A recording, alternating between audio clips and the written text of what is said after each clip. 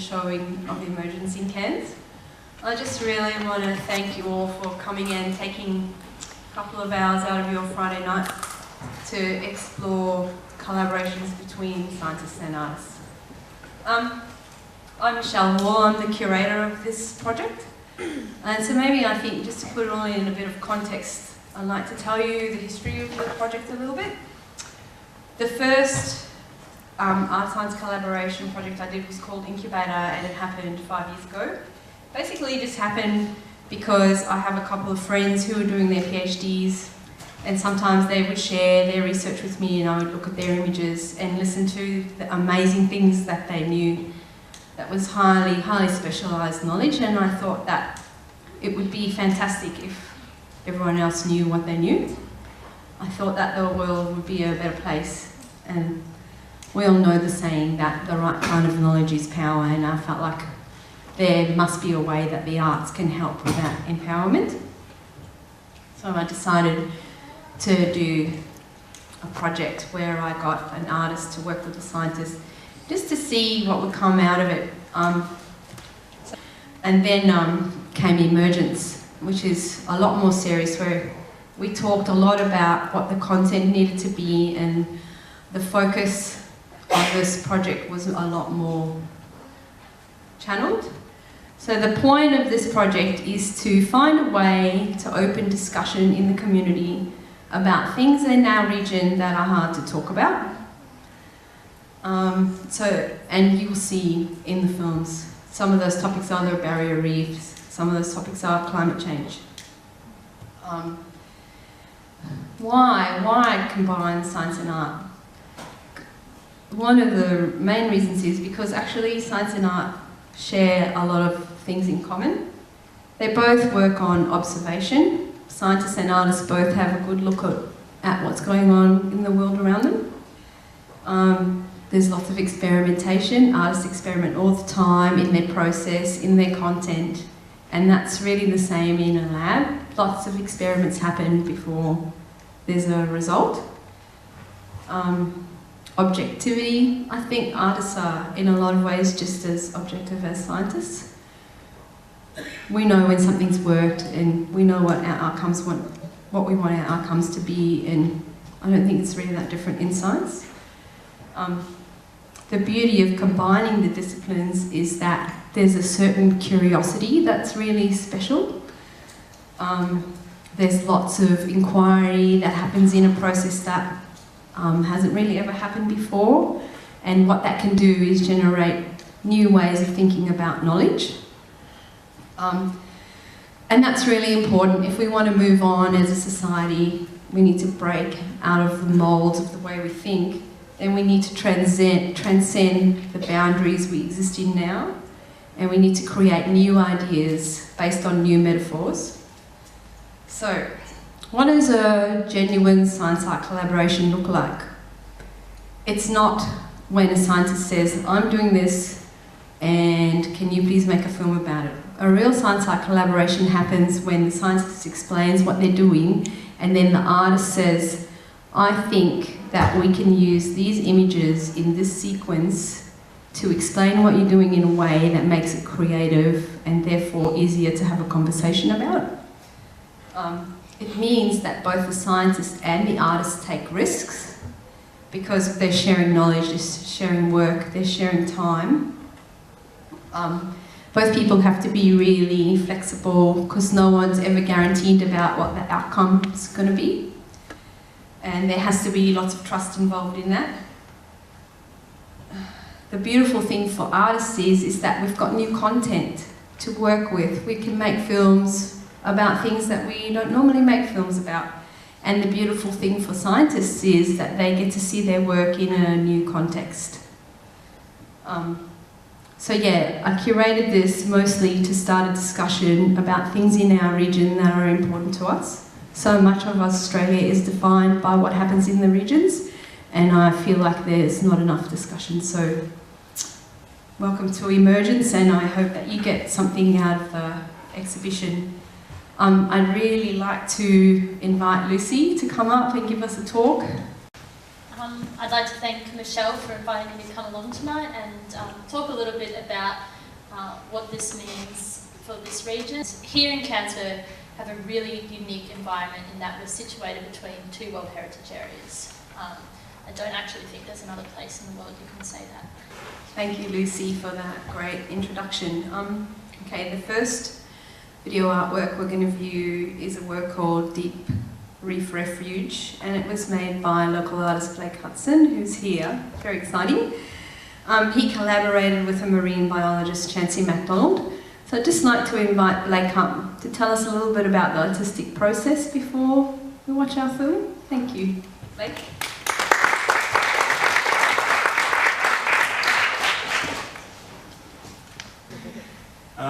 So my project was with Chancey MacDonald, which was a deep reef refuge.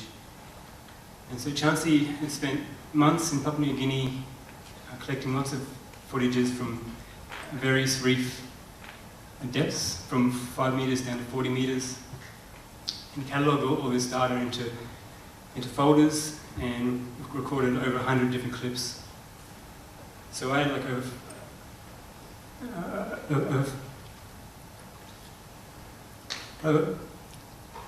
500 gigabytes of data that I had to sort of go through and figure out what I needed to do.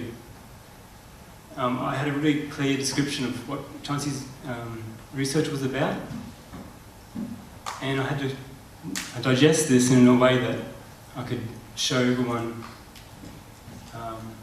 what his reasoning was and how to actually translate this into a visual form.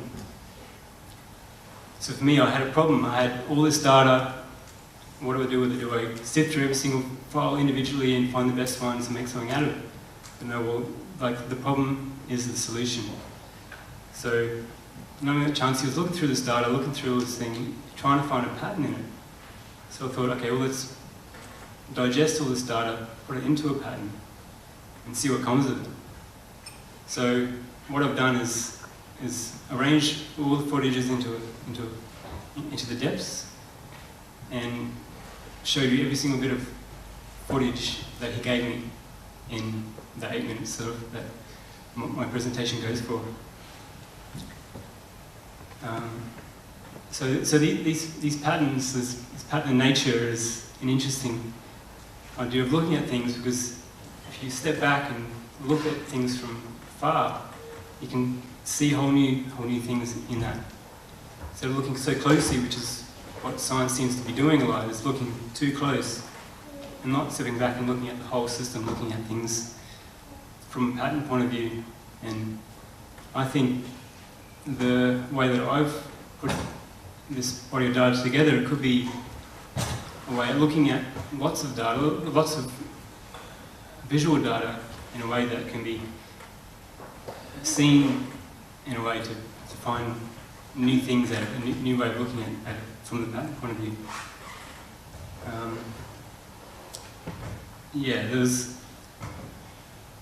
There was so much to deal with and lots of data, and I've gone from the pattern, and then I've utilised the pattern, and then I've put some patterning effects, and you'll see all the interesting things that I've done with it.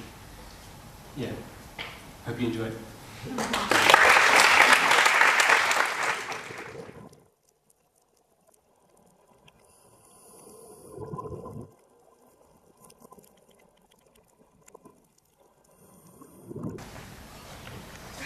Thank you.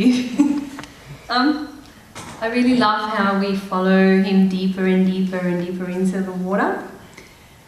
Chancey's work is about working out if sea temperature rises, what happens to the fish? Do they go deeper and deeper down into the coral?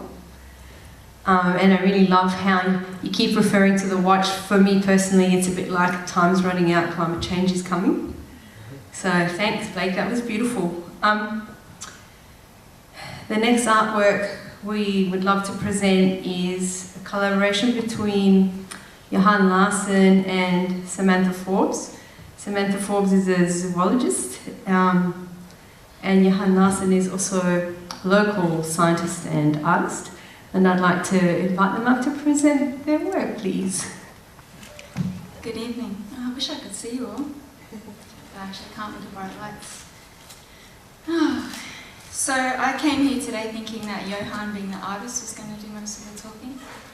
But upon arrival, he let me know that, no, Sammy, you're going to be talking today. So lucky I brought props. Right. So, the research that I do, actually my research background is in zoology. I was a bit surprised when I just got referred to as a zoologist. Sorry. No, that's okay. I'm very good with animals, that's for sure. But I actually work on plants now, and I work on insects, so there is that element of zoology in there. But mostly my research is involved in an agricultural system. And why agriculture is important is because one of the biggest problems and issues we're going to face today and in the coming years is feeding the growing population of people that we have. And one of our most important food groups, raise your hand if you are a chocolate eater. Okay, so quite a few chocolate eaters in the room.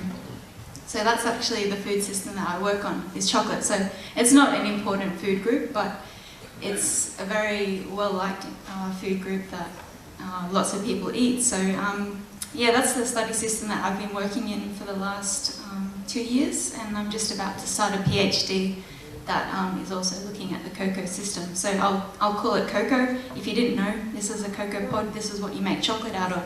So the trees itself, cocoa grows on a tree. The trees can get 20 meters tall, but usually in a cropping system they like to keep them quite small. So what you do is you open this pod, you pull some beans out of there, they've got beans inside, you ferment them and then you grind them up and you roast them and you make them into chocolate, and that's how you do it. But to get this thing here is not such an easy process. It all starts with this little guy here.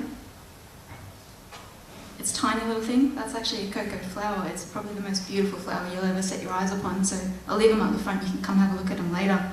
But the important thing is that, so with more people eating chocolate in the world, what we obviously want to do is produce more of these guys. And to do that, what agriculture often has done is intensify agricultural systems. So they jam all the trees together, they put some pesticides, they put on lots of chemicals and fertilizers and this and that, and they really take the trees out of their natural environment and into a really sort of artificial environment. And for some crops that doesn't actually work so well. In particular for cocoa. Cocoa is actually an understory rainforest plant, and so when you take it out of a rainforest environment and you put it in an open field, it responds really differently, and the yields are much lower than people have expected. So what my research has looked at is taking these cocoa trees in this artificial environment and enhancing the local services that the environment has to offer, enhancing those so that hopefully we can get more production out of the trees. So the ecosystem service I've looked at is pollination. Let's have a show of hands if anyone knows what pollinates cocoa. One person. What is it? Is it a mosquito? Close. It's very similar to a mosquito. It's actually a midgie. So those little annoying flies that bite you, that's actually what pollinates cocoa. So if we didn't have those little annoying flies, you probably wouldn't have chocolate. So in an agricultural system, as I said, people like to spray a lot of pesticides, but actually pesticides kill insects. That's what they're designed for. So you actually take away your pollinator out of the system. So what my research has looked at mostly is by putting stuff back into the environment to actually promote your pollinators. So what I use is the husk of the cocoa pod. So in agricultural production for cocoa pods, you usually take the pod off the tree, you take it out of the environment, you open it, you take the beans out, which is what we want, and then you throw the husk away. So all I did was put the husks back under the tree, which is what would happen in the natural environment, in the natural system. And these little midges, their breeding site is actually rotting fruits, exactly what you're taking away from the system. So by putting back this habitat for your pollinators, they breed in it, they increase their population sizes, and you get a lot more pollination on these important little flowers, and you get more fruit on the trees. So that's what my research has looked at, and I might pass you over to Johan, who documented it.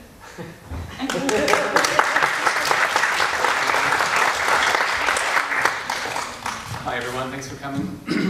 So when Sam, quite a while ago now, asked me to take photos of a project, I thought it was pretty exciting because I thought the project sounded really cool. Then slowly I realised that I actually had to make a video, which made me a little bit nervous because that's something I've never done before. So that was a challenge. And I guess the other challenge was also that what Sammy mentioned, that these little flowers are really tiny, so they're actually hard to,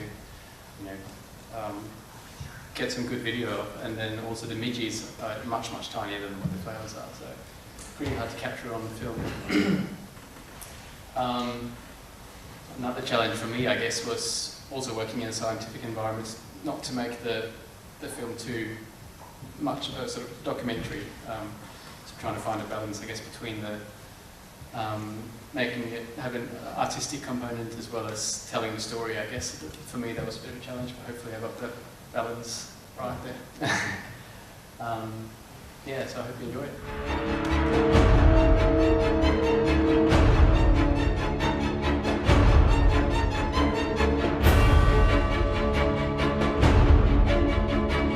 Great, thank you. Okay, the next artist I'd like to introduce is a Townsville-based artist, Katja Fenter. Katja worked with Reef HQ to make a really dynamic artwork, and I'd like to invite her up to talk a little bit about what she did. Thank you. Good evening, everybody. I have a little bit of flu, so my voice will be a little harsh. I'm a Russian-born South African artist, and I'm temporarily based in Townsville, on Magnetic Island, actually. So, for me, it was a great pleasure to work, and it was an exciting experience to get involved with the Emergence project. We worked with children from Townsville schools, teaching them how to do storyboards, create characters, and stop frame animation. Together with the passionate teachers, we made animations about the importance of environmental awareness and marine life. It was great to see happiness on their faces when we showed them final films with credits and sounds, and they were very happy. I also enjoyed collaborative work with scientists at Reef HQ, Aquarium in Townsville. I not only feasted my eyes on the beautiful aquariums and colorful reef life, but I also learned about herbivore fishes and their roles in healthy underwater ecosystems, which contributed to the theme of my animation entitled Uninvaded. I love snorkeling, and most of my life I lived next to seas and oceans. Floating on the surface of strange underwater world, observing and being observed by its curious inhabitants. This diverse underwater ecosystem reminds me about our above-water cities and dwellings. I often get amused about the activities of the fishes, how busily they swim around. For some fishes I am seemingly invisible, but others turn their eyes and we make a brief eye contact. Then I realized that by snorkeling and swimming with them, I am actually invading their world. When underwater, I use goggles and a waterproof camera. When visiting an aquarium, I'm observing and photographing their beautiful strangeness from behind the glass from a safe distance. So while working on this project, I began thinking, well, who is invading who in light of today's global immigration crisis? While we are invading underwater lands by exploring, diving and fishing, our own worlds are also constantly invaded by new ideas, cultures, languages, viruses, unknown diseases. Territory is a very abstract concept, and invasions often happen unintentionally, sometimes just out of curiosity. We watch fish from behind the glass, but who watches us? I am grateful for the possibilities and opportunities that technologies offer today that enable us to come a little closer to the fascinating underwater world and its creatures, to understand their and our own fragility. In my work, in my animation, I try to create a dialogue, a humorous dialogue, mimicking some of the roles performed by humans and marine life through juxtaposition. Similarly to herbivore fishes, we humans also clean, maintain, protect, in the best way we can, our above water lands. We also harvest from it to supply food to our growing population. But we harvest from underwater worlds as well. We invade.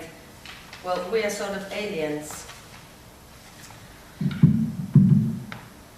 We invade their world for food, for leisure, for entertainment, for profit, for research and for study. But also, I believe, we invade out of curiosity to get new visual stimulation and perspectives, trigger scientific inquiries and appreciation of the curious natural world. Invasion out of curiosity, I believe, allows us to get a deeper understanding about the reef and its inhabitants, and maybe even help us to undo previous damages and invasions. Understanding is uninvading by creating awareness about the fragile environment and by trying to consider and conserve its rich biodiversity. Uninvading is creating safe places and hospitals for ill and injured marine life. Educating children and adults about intentional environmental invasions, such as littering and plain negligence. It is helping to rebuild and sustain living environments where the reef life can thrive. The reef is not only an intricate architecture of coral, colorful reef and strange-looking fishes, but it is a home for a huge number of plants, animals and organisms that perform a variety of important roles there. Now, when I go snorkeling, I am aware of my alien presence in their world, and I try not to disrupt, touch or pick anything up. I try to be mindful and respectful of the ecosystem that I think is visually so similar to ours, our forests, our dwellings and metropolitan cities. Uninvading, for me, is about coexisting with the other. It is an attempt to live in harmony. Thank you.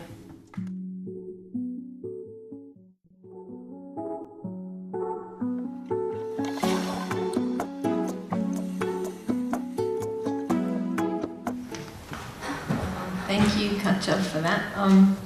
I really love your sense of humour and the way you think about invasion. The next 4 sections of films I will introduce because, unfortunately, the artists are in Townsville and some of them are overseas. The next 2 films which we'll show in succession are films made by Matt Whitten and Raoul Posse. Matt and Raoul have created video works in collaboration with the Australian Institute of Marine Science. They have a marine monitoring program. The program assesses trends in ecosystem health and resilience indicators for the Great Barrier Reef. So they monitor the water that flows through the creeks and rivers, and that's really essential. The water that flows through the creeks and rivers is essential to the healthy functioning of ecosystems, both on land and in the marine environment. The Great Barrier Reef receives the runoff from numerous catchments which drain from coastal Queensland. To address this issue, the Australian and Queensland government have engaged AIMS, this is Marine Monitoring Program, to ensure that by 2020, the quality of water entering the reef from broad-scale land use has no detrimental impact on the health and resilience of the Great Barrier Reef. We'll see how we go with that. Anyway, so Matt and Raoul went out on field trips with the AIMS scientists who monitor the water. And they also spend time in the AIMS lab. So in their own way, they've both made a video which presents the journey of water and how it flows through the land and then into the ocean and onto the reef. Thank you.